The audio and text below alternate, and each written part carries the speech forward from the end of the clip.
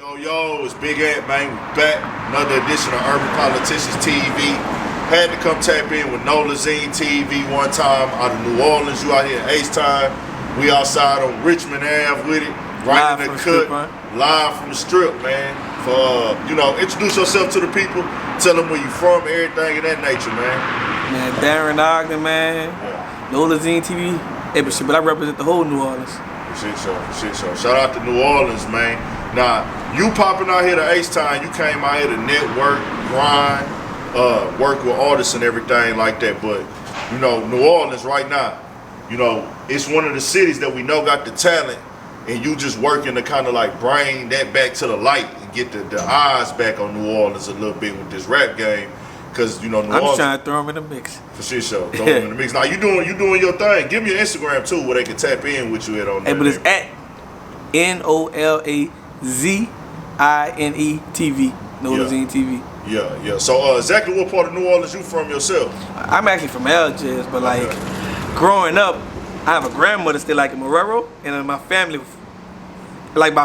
ranges from like Marrero way to the east. So like I kind of met everybody. Yeah. So it's the kind of reason like I call myself, I'm like the Nola plug. Okay, that's what's up. Now you was actually you was like doing some promotion before you. Yeah, I was what happened is 10 years ago I used to do some other shit I don't see on camera. Yeah. But I always promised my mama if I ever get caught, I was gonna learn something else. And like a dude gave me $50 and like taught me how to be a promoter. But I like probably in a year I became like a big promoter fast, and I got known, meeting everybody. So like I was kind of like connected before I got into this. Okay, that's what's up. Now you were saying like that promotion helped you meet a lot of artists, dog. You ended up missing out on a lot of artists because you wasn't doing. You say if you was doing this when you was actually promoting and in the mix, you would have had like millions of dollars worth of interviews already. And I'm not gonna say just that, like. Hey, but I kind of regret not having like two of my friends, like they actually my friends, even if I wasn't a blogger. Like I wasn't even a blogger actually before they died, but BTY and Young Greatness, like I would have had the interviews and like they would have been proud, like them dudes actually be proud seeing me do it. Like damn, I didn't even know dudes gonna do that. Yeah, that's crazy, man. So like, with BTY Youngin and Young Greatness, man, in New Orleans. Them was two dudes who looked like they had what it take to be the next star. Right. It's funny because like I just had a conversation at Prospect Park with your boy, I'm like Boston George. Yeah. Because he's the last person that actually posted Young Greatness. Okay. I was like, man, I appreciate how all you was going for dude, for the city, man. That's love. Because like, like a lot of people don't speak on this, like, but like New Orleans is a hard market. Like I seen Greatness perform and like the city ain't really adapt how they were supposed to for a while. Yeah. Like, actually, I was one of the first few people to actually do a concert for Greatness in the city. It was me and someone else. Actually did it, but it was dope at the island with like the whole city came out and supported them. But it's hard, like it's just in New Orleans, it's a little different. Facts. Now shout out Boston George too, man. Shout out Boston George. I just got his number. Yeah, I grew up with Boston George actually, man. For real? Yeah, solid nigga, man. Like we grew up together and shit a little bit and everything like that. So he been doing this thing around the city for a minute. So shout out Boston George. I remember when him and Young Greatness had the video. That was nice. That was nice. Yeah, snow and shit. I like that shit was dope. I remember that. Shit was hard, man. So with you coming with your thing, man, and then seeing what happened with BTY Youngin. How did that really make you feel in New Orleans, bro? Like, can we get past this curse? Because, we can't. It's just we got this ego in New Orleans. Like man, nobody ain't gonna do me nothing. It's just like fucking like, but you gotta move a little different. Yeah. Like I ain't saying you gotta move, but you gotta move a little different. Strategic. Like you can't be like me and you had a conversation. Like you can't be playing with people, like antagonizing them. Yeah. Knowing like everybody could get got like. Like you can have your gun on you, you can get caught. Yeah. You can have a shootout and shit. Yeah. But it's your time. You can't run from that. Yeah. I tell niggas, a lot of niggas, I see that in the comments a lot when rappers, something happen wrong with rappers or rappers die, get robbed or shot. Man, what was your gun at, nigga? What was your gun? I'm like, bro, do y'all niggas not understand? Well, the people be in them comments ain't really like out there. Like that. They ain't around there. I be having niggas like call into my YouTube channel and they'll tell me like, man, why this nigga ain't had no gun on him? So what if he did? There's plenty of niggas that died shooting. Just because, nigga, you got your gun on you does not mean you gonna make it out. Right. So I guess y'all want to say he died honorably with the gun on him? Me personally, I'd rather outsmart a nigga. I'm a convicted felon. I don't need to be having a gun. Yeah. But if I got a gun, I tell you, if you see me with a gun, run. Yeah. I mean, I'm coming to do something with that. Everybody holding a gun for no reason. Facts. Fuck? I feel you for shit show. So nah, man, the New Orleans market, what you came up on out there in New Orleans, you know yourself. Like what music you was coming up listening to and who you was just fucking with. I was a little tired because my family members was like really into all that too. They was like a little more kicker. But like everybody who was like making music, I was kind of like around them and knew what's going on. Yeah. So that's what's up. It's a little different. Like, but like for us, like New Orleans culture music, I knew about all that. Like I was heavily influenced by like Fat and all that, cause like they showed us everybody. Yeah, for sure.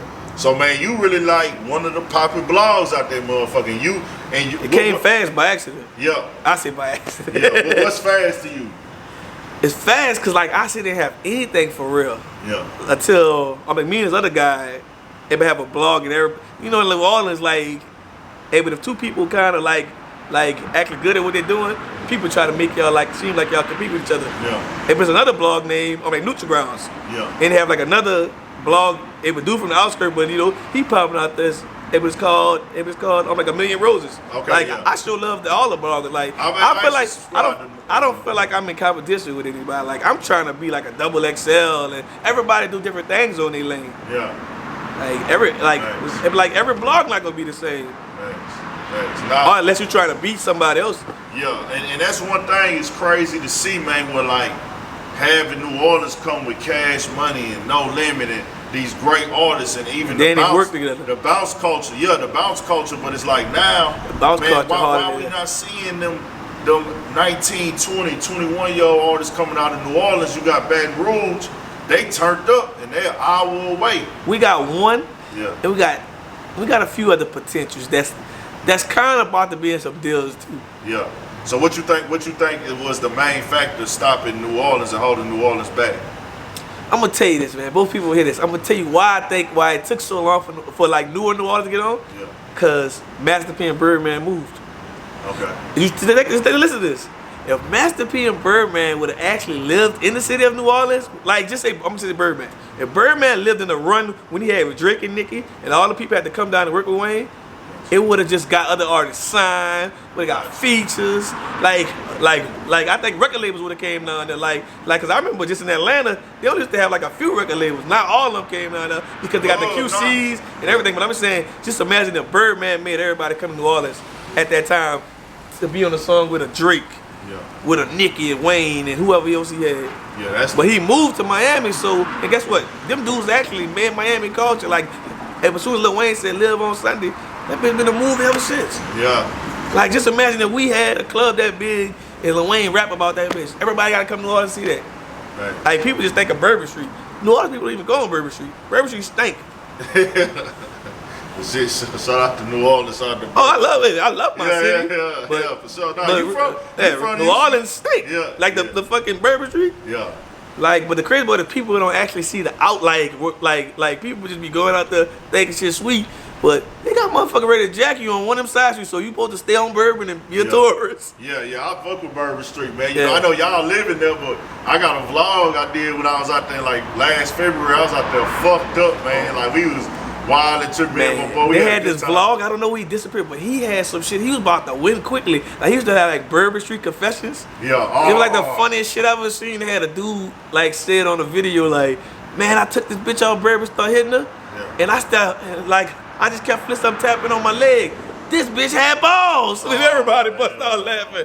Like they had to catch people like drunk and they'll say anything out their mouth. Yeah. I peeped that because it be people from all over the world. And they might say any fucking thing out their mouth. It'd be crazy how many, you know, it's like how New Orleans is. A lot of people don't know there's a lot of white people that live in the New Orleans metropolitan. Oh, they run New Orleans. Yeah, a lot of people don't know that. You got to be connected in every race. But that's what I was gonna say. Like you know, on the outside looking in. Well, my family from New Orleans, so I know. I got family from New Orleans. My people from Louisiana, so I really be seeing how Louisiana. We don't claim Louisiana though. Yeah, okay. So when I look at New Orleans, on the outside looking in, people who don't know might think, okay, it's only black people that do that, man. You go to New Orleans, you're gonna see a gang of white people out there. And Asians. And Asians, exactly. So a lot of people don't know that, but Asian ones serious too. The gang members don't get it twisted. They got different things going on out there. Facts.